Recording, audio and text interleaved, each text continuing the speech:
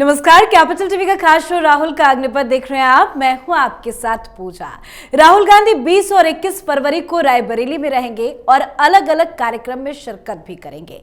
लेकिन उससे पहले आज कांग्रेस की बड़ी मीटिंग हुई है। मल्लिकार्जुन खड़गे ने एआईसीसी मुख्यालय में पार्टी के सभी महासचिवों और राज्य प्रभारियों की बैठक की अध्यक्षता की है। इस मीटिंग में राहुल गांधी भी शामिल हुए हैं। मीटिंग में खड़गे ने पार्टी पदाधिकारियों से कहा कि कई बार पार्टी की मजबूती के लिए जल्दबाजी में कई लोगों को शामिल कर लिया जाता है, लेकिन विचारधारा में कमजोर लोग मुश्किल समय में भाग खड़े होते हैं।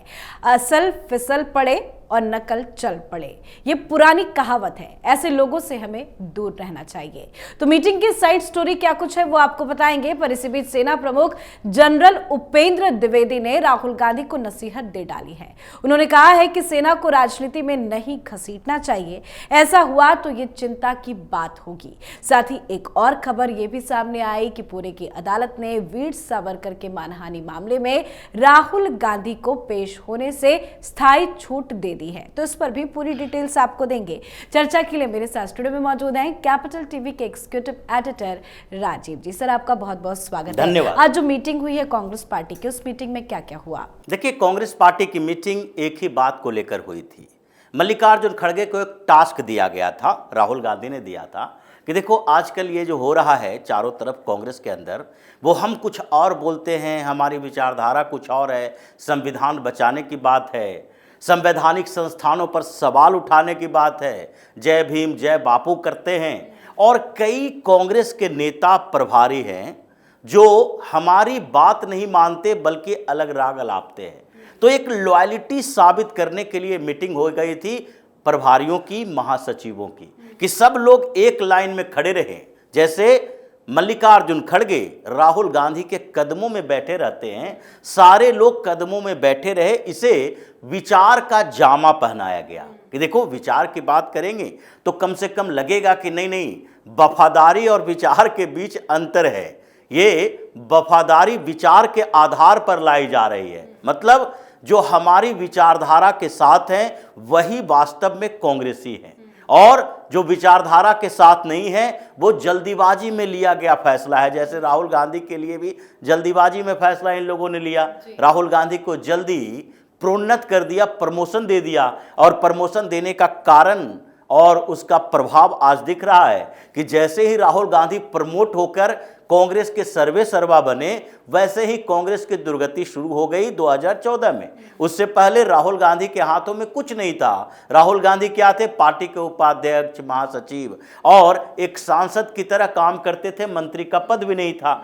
तब तक कांग्रेस कुछ अच्छी स्थिति में थी, क्योंकि उन लोगों की बात सुनी जाती थी जो कांग्रेस को अपना 30 से 40 साल तक दिए हैं, जो ग्राउंड की रियलिटी समझते हैं, ग्रास रूट लेवल पर काम कर चुके हैं, और जिनको लगता है कि संगठन को मजबूत करने और उसे खड़ा करने के लिए क्या किया जाना है। लेकिन जैसे ही जल्दी में आनन फानन में राहुल गांधी को चेहरा बनाया गया कि नहीं, मोदी आ रहे हैं प्रधानमंत्री के कैंडिडेट के तौर पर, तो एक हमारे पास प्रधानमंत्री का कैंडिडेट होना चाहिए।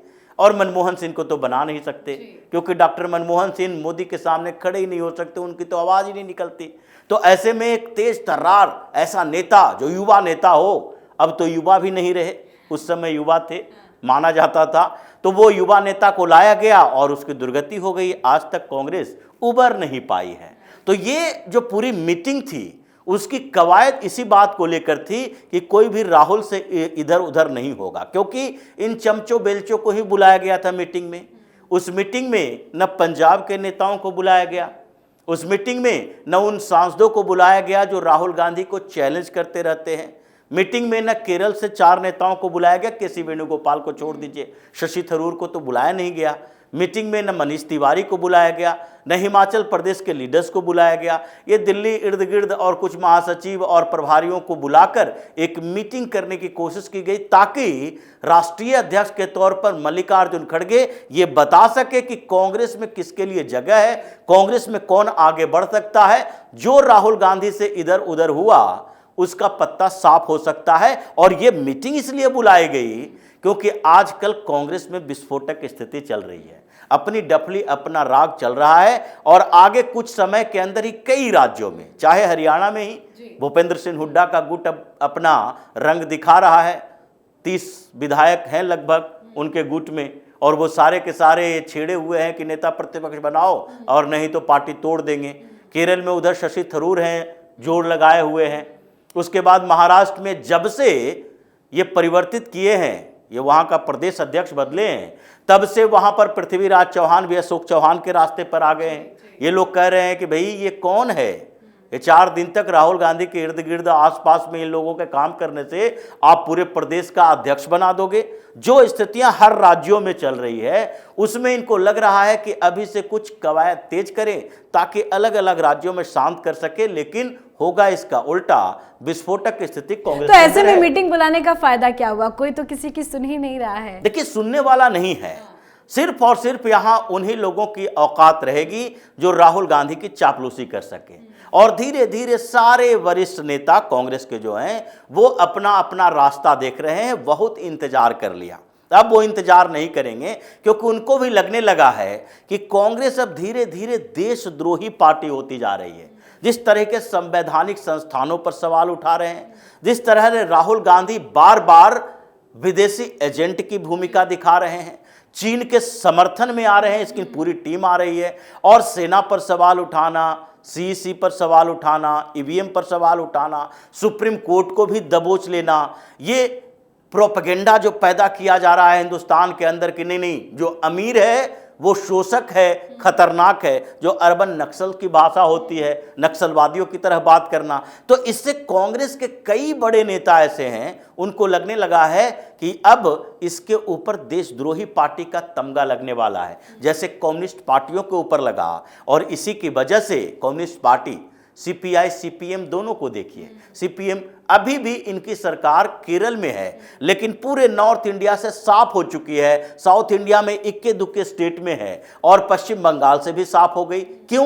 क्योंकि इसके ऊपर एक लग गया ठप्पा कि देखो ये चीनी एजेंटों की पार्टी है, ये देशद्रोहियों की पार्टी है, ये नक्सलवादियों की पार्टी है, बैक सपोर्ट करता है, अराजकतावादी तत्व इसमें है। और इसलिए जब तक इन लोगों के सही मकसद को, न तो मीडिया इतना एक्टिव थी, न सामान्य लोग इतने अखबार पढ़ते थे, और इसलिए बची हुई थी, भ्रमित कर रही थी। लेकिन अब जब सारी जानकारी सामने आई है, कम्युनिस्ट पार्टी जैसे साफ हुई है, कांग्रेस ऐसे साफ हो रही है, ये इनके बड़े नेताओं का मानना है। इसलिए इस मीटिंग में कुछ ऐसी बातें हो ही नहीं सकती थी जो कि अनएक्सपेक्टेड हो, और इनके जो नेता उसमें शामिल हुए थे वो ऑलरेडी राहुल गांधी के करीबी चापलूसी गैंग का मेंबर है। मतलब मीटिंग का कोई फायदा नहीं निकला है। लेकिन सर, राहुल गांधी जो हमेशा सेना का अपमान करते हैं, चीन को लेकर बयान देते हैं, उस पूरे मसले पे वो कैसे घिरते नजर आ रहे हैं? देखिए, जनरल ने बोल दिया, और ये नसीहत नहीं है, ये चेतावनी है। कभी कभी कहा जाता है कि कोई ऐसे व्यक्ति कोई बात बोलता है मनवाने के लिए, तो वो नसीहत के तौर पर कहता है कि देखो ऐसा आपको करना चाहिए, लेकिन चाहिए शब्द में ये छिपा रहता है कि अगर तुम नहीं करोगे तो इसका परिणाम तुम्हें भुगतना पड़ेगा।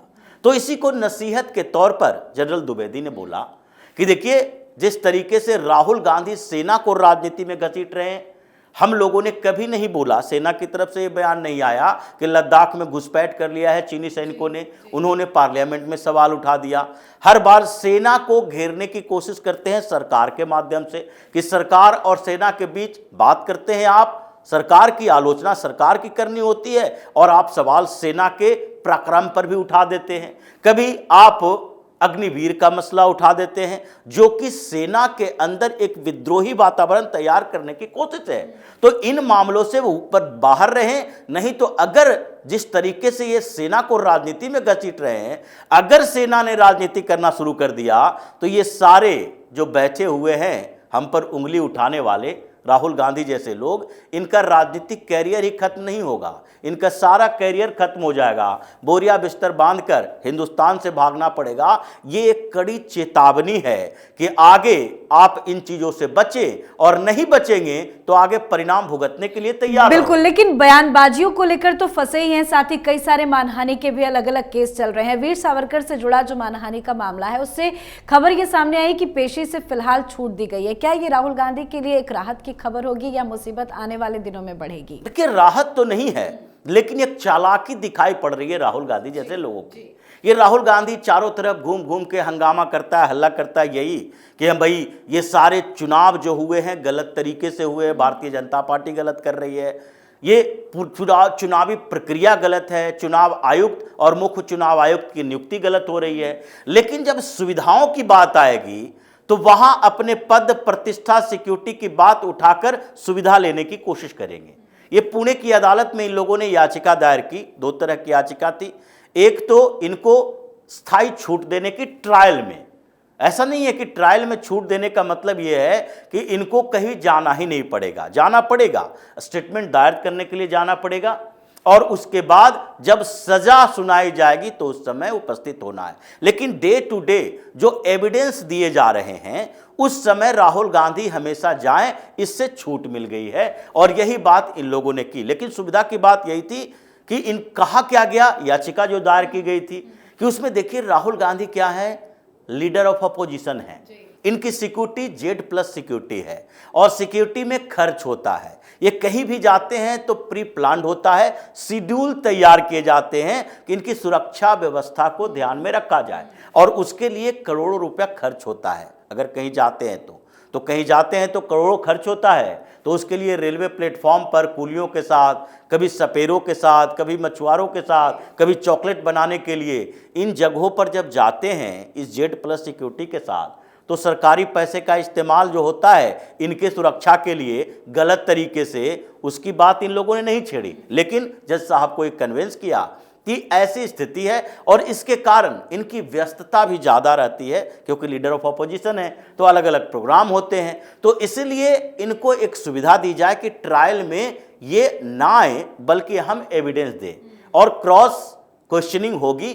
उसके बाद जब सजा की बात होगी तो राहुल गांधी को बुलाया जा सकता है। तो इसलिए परमानेंट रिलीफ दिया गया है उपस्थित होने से। लेकिन उसके बाद इसको कहा गया कि समन ट्रायल शुरू किया जाए, यानी कि ये जो मानहानि की याचिका है उसको कन्वर्ट करने के लिए इन लोगों ने याचिका दी है। अब उसके ऊपर सुनवाई होगी।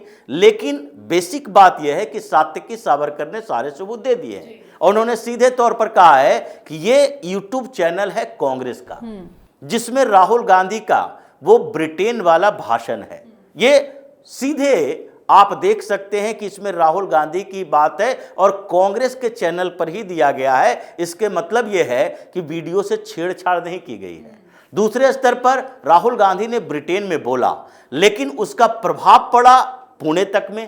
क्यों? क्योंकि राहुल गांधी ने जो बातें बोली थी उसके पूरे हिंदुस्तान की मीडिया ने उसे कवर किया और कई अखबारों में, मराठी से लेके हिंदी से लेके इंग्लिश अखबारों में इसको छापा गया। तो इससे आप ये नहीं कह सकते ये हिस्टोरिकल फैक्ट है और उस पर कन्वर्सेशन होना चाहिए जैसा राहुल गांधी की याचिका में कहा जा रहा है कि ये हिस्टोरिकल बातें हैं इसलिए इसमें ट्रायल में लंबा समय लगेगा। हम एस्टेब्लिश करने की कोशिश करेंगे कि वीर सावरकर कौन थे और आप एस्टेब्लिश कीजिए कि वीर सावरकर के बारे में जो बोला गया वो गलत है। तो ये पूरा जो लब्बो लुबाब है इस ट्रायल का, उसका मतलब है कि सात्विकी सावरकर इस पर अड़े हैं कि मैक्सिमम पनिशमेंट सेक्शन 500 के तहत दिया जाए और उसके बाद जुर्माना लगाया जाए। और ये कह रहे हैं कि इसमें ऐतिहासिक तथ्य रखे जाएं और दोनों को वेरीफाई किया जाए ताकि ये स्टेब्लिश हो सके कि राहुल गांधी सावरकर के बारे में जो बार बार कहते हैं वो गलत है या सही है। लेकिन ये डिफेमेशन का केस ही रहेगा और इसमें जो 25 तारीख को फिर से सुनवाई होगी। तो जितनी जल्दी तारीख मिल रही है कि 25 फरवरी को फिर से तारीख दे दी गई, लगता है कि ये होली के आसपास इसको कंक्लूड करने की कोशिश की जा रही है। बिल्कुल सर, बहुत बहुत धन्यवाद सर समझाने के लिए। तो मानहानि मामले में राहुल गांधी की तरफ से पैरवी कर रहे मिलन पवार ने अदालत के समक्ष पिछले महीने एक अर्जी दायर की थी जिसमें राहुल गांधी को पेशी से स्थायी छूट देने का अनुरोध किया गया था। इसमें थोड़ी राहत फिलहाल जरूर मिली है पर यह मामला राहुल गांधी के लिए मुसीबत देने वाला जरूर है। तो दूसरी तरफ कांग्रेस की मीटिंग से भी कुछ अच्छी खबर सामने नहीं आई है। हर एक जगह राहुल गांधी बुरे फंसते ही नजर आ रहे हैं। तो आपकी क्या कुछ राय है, कमेंट करके लिखिएगा। देखते रहिए कैपिटल टीवी। नमस्कार।